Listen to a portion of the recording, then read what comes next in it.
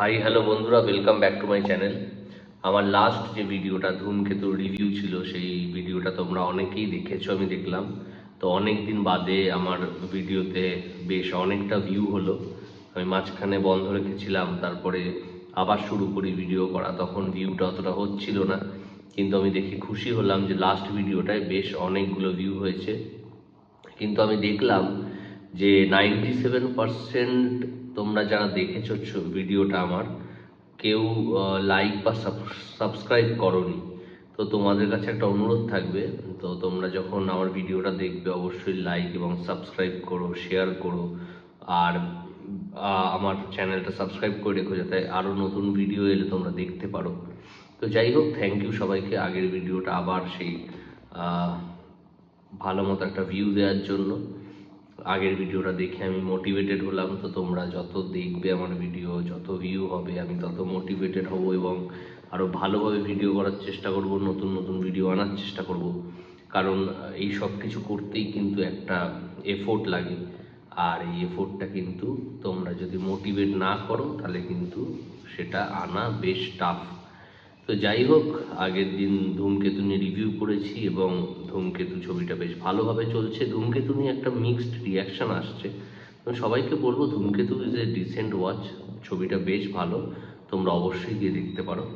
যাই হোক, আজকের বিষয়ে আসি। আজকে কথা বলবো আমরা রঘু ডাকাতের টিজারটা নিয়ে, যেটা ড্রপ করা হয়েছে বেশ কিছুদিন আগেই। আমি লেট হয়ে গেলাম, অনেক দিন আগেই এটা ড্রপ করা হয়েছে এবং অনেকে তার মতামত দিয়েছে তাদের, এবং তারা বলেছে যে তাদের কেমন লেগেছে রঘু ডাকাতের টিজার।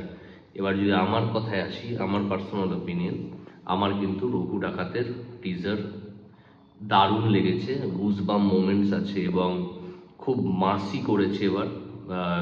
রঘু ডাকাতের যে টিজারটা এনেছে খুব মাসি, মানে খাদান যেরকম এনেছিল, খাদানের থেকে কিন্তু এই ছবিটা আরও লার্জার দ্যান লাইফ করেছে এবং আরও মাসিভাবে প্রেজেন্ট করেছে।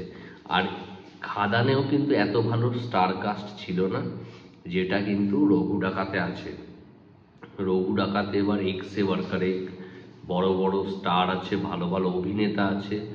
অনির্বাণ অনির্বাণ ভট্টাচার্যর যে লুকটা, ওটা তো অলরেডি ভাইরাল হয়ে গেছে এবং দারুণ লাগছে অনির্বাণকে। এবং তোমরা সবাই জানো অনির্বাণ কী লেভেলের অ্যাক্টার। তো অনির্বাণের পারফরমেন্স খুব ভালো থাকবে এই ছবিতে। দেবকে দারুণ লাগছে দেখতে। দেবের যে ফিজিকটা, যে এত টল এবং ওর যে এই বড় ফিজিকটা, সেটা কিন্তু মানে ডাকাত সর্দার হিসেবে বেশ মানাচ্ছে দেবকে। এবং ব্যাকগ্রাউন্ড স্কোর খুব ভালো, সোহিনী সরকার আছে এবং আরও অনেক বড় বড় অভিনেতা এখানে দেখলাম আমি টিজারে। অনেক সুন্দরভাবে প্রেজেন্ট করা হয়েছে তাদের। তো এবার কিন্তু পুজোতে এই ছবিটা খুব বড় ওপেনিং নিতে পারে। ধূমকেতু যেমন 3 কোটির আশেপাশে ওপেনিং নিয়েছে, তো আমার প্রেডিকশান এটা, রঘু ডাকাত কিন্তু 5 কোটি ওপেনিংও নিতে পারে বাংলা বক্স অফিস থেকে। তো আমার রঘু ডাকাত নিয়ে অনেক আশা আছে এবং আমার খুব ভালো লেগেছে টিজারটা। মানে বলতে পারো মস্তি পেয়ে গেছে টিজারটা দেখে। এবার মস্তির টিজার, একদম পাওয়ার টিজার যাকে বলে। মানে হলে কিন্তু বহুত পাওয়ার হবে যখন দেবের এন্ট্রি হবে।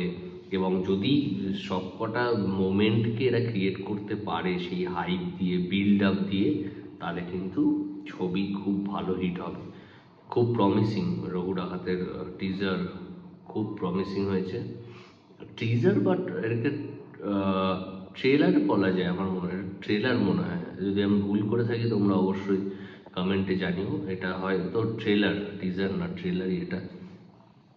তো রঘু ডাকাত নিয়ে আমি খুব আশাবাদী। তো আশা করছি ছবিটা খুব ভালো হবে। এসভিএফ এর প্রোডাকশন আর ব্যাকিং আছে।